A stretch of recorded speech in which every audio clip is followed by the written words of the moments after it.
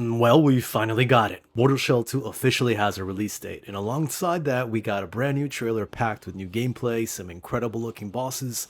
What's interesting is how different the conversation around this game feels now compared to a few months ago. When Mortal Shell 2 was first revealed, there was plenty of excitement because the original game built a really dedicated fan base, but there was also a pretty large amount of caution.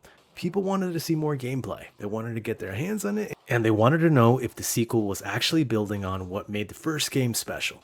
Then the demo released. Suddenly, there were thousands of people actually playing it instead of just watching trailers, and the response ended up being far more positive than I think a lot of people expected. Instead of wondering whether the sequel was heading in the right direction, the discussion shifted towards which mechanics people enjoyed most and how much confidence they had in the final release. Now we got this latest trailer, and after watching it a couple of times, there are quite a few things that stood out to me.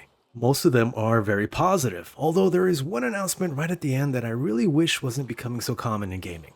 But before we get to that, let's take a look at what Cold Symmetry actually showed us. I've heard rumors that the Immaculates can free a man. There's one way street you're on is gonna get you killed. We failed him.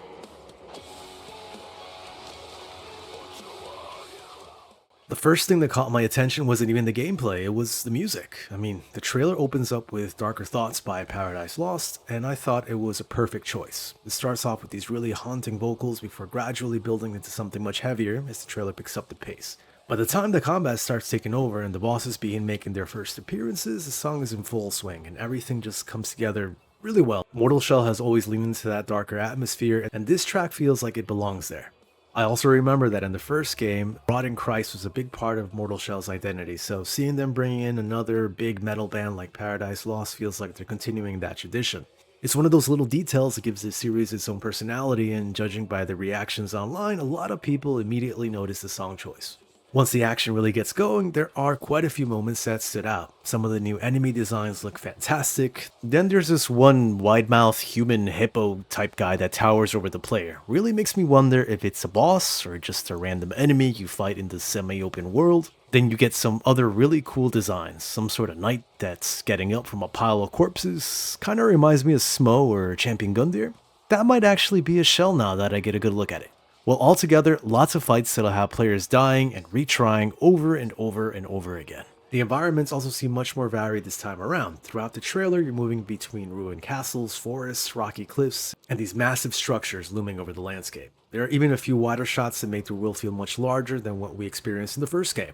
And I'm really curious to see how interconnected everything ends up being. The combat itself also looks sharper than before. There are several new executions shown throughout the trailer, and one in particular where the player drives their weapon clean through an enemy before flowing straight back into combat. And that one looked especially satisfying. They still have that brutal impact you'd expect from Mortal Shell, but they don't linger on screen long enough to interrupt the flow of the fight. Something else I appreciated is that they actually let the gameplay breathe. Instead of constantly cutting away to cinematic shots every couple of seconds, there are plenty of moments where you can simply watch the combat play out, see how enemies move. By the end of the trailer, I felt a lot more confident about the way this game is shaping up. And a big reason for that isn't just what we saw here though, it's the fact that thousands of people already got to experience the demo, and I really think that's what changed the conversation around this game. Before the demo released, every discussion seems to come back to the same concerns.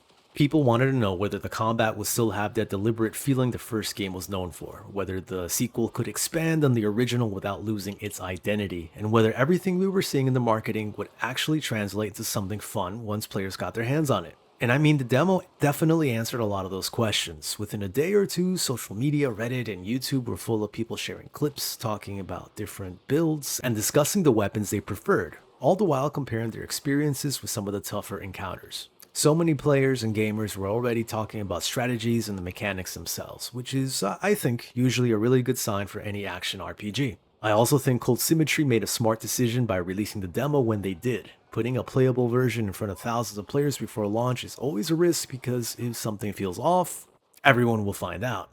In this case, the opposite happened. The demo created a lot of goodwill, and you can really feel that carrying over into the reaction to the release date trailer. Watching the new footage after spending time with the demo also makes certain details stand out more. The movement looks a little smoother, with some of the attack animations appearing to have even more impact than before. and the new executions feel like a natural extension of what players were already enjoying. Even some of the bosses shown in the trailer have people trying to figure out where they'll fit into the world and how difficult they're going to be. I think it's a really nice position for the developers to be in because the excitement is growing naturally around the game, instead of just purely through marketing. That positive reaction also made something else pretty funny over the last couple days because the community's response depended entirely on which Twitter account you happened to be looking at. There was one part of the whole announcement that made me laugh, and it didn't really have anything to do with the game itself. I think we all know PlayStation had been taking an absolute beating online after all the discussion surrounding the physical discs and how they could eventually disappear over the next couple of years. Whether you agree with that direction or not, people were definitely not happy, and social media let them know about it. Then, after all of that, they finally made another post. First it was a fight stick, and then it was the Mortal Shell 2 release date trailer.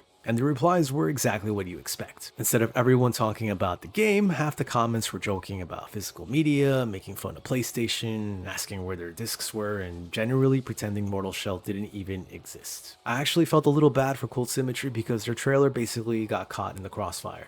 But then I looked at the exact same trailer on the official Mortal Shell accounts, a completely different atmosphere. People were talking about how much they enjoyed the demos, saying they couldn't wait to fight some of the new bosses, complimenting the music, pointing out some of the executions they noticed in the trailer, and generally just looking excited to play the game. On one side, all you see are memes, and on the other, just happy people. But there was one other announcement attached to the trailer that got a much more mixed reaction though. And unlike the PlayStation memes, this one is something I actually have a problem with. The Devout Edition includes 72 hours of early access before the standard release. And that's a trend I'm still not convinced is good for games like this. And honestly, it left me feeling a bit disappointed. This isn't about telling people how they should spend their money. If someone wants the premium edition because they like the extra content, or they simply want to jump in a few days early, that's completely up to them. The part that bothers me is what it does to launch week. One of the things I've always enjoyed about Soulslikes is that everyone starts the adventure together. Nobody knows where the hidden areas are, nobody has figured out the strongest builds yet, and every boss becomes a shared experience because the entire community is discovering everything at roughly the same time. Those first few days are always so much fun because social media and YouTube and Discord are all full of people helping each other out and showing each other secrets they found or trying to figure out how to beat a boss that keeps absolutely destroying them. Giving part of the player base a 3-day head start changes that experience, and by the time everyone else gets access, guides are already appearing and bosses have already been beaten. And a lot of those early discoveries have already happened. I get it. I know this isn't something that's unique to Mortal Shell 2. Plenty of publishers are doing it now, and I don't think Cold Symmetry is alone here. I just hope it doesn't become the norm. And thankfully, I think that's really my only complaint. Everything else surrounding the game has me feeling much more optimistic than I did when it was first announced. So looking back at everything we've seen over the last few months, it feels like Mortal Shell 2 has been moving in the right direction at every step. The reveal trailer got people interested and the demo gave players confidence that the gameplay could deliver. Now this latest trailer gives us a much better idea of what the full game is starting to look like. The new bosses look fantastic, the executions have even more personality than before, and all the while the environments seem much more varied. And the overall presentation feels like a studio that's learned a lot from making the first game. You can tell they're aiming higher this time, and from what we've got so far, I think they're heading in the right direction. This game's got the juice. So while I could definitely do without the 72-hour early access bullshit, it's nowhere near enough to dampen my excitement for the game itself. I'm still looking forward to getting my hands on the full release, and after how much I enjoyed the demo, this has become one of my most anticipated Souls-likes of the year. Now, I'd love to know what you all think. I haven't been this excited for a Souls-like in a long ass time, but still, how do you feel about games locking early access behind premium editions? Let me know in the comments. If you enjoyed the video, don't forget to leave a like and subscribe for more news, impressions, and breakdowns, all that stuff. Thanks again for watching, and I'll see you next time. Have a great one.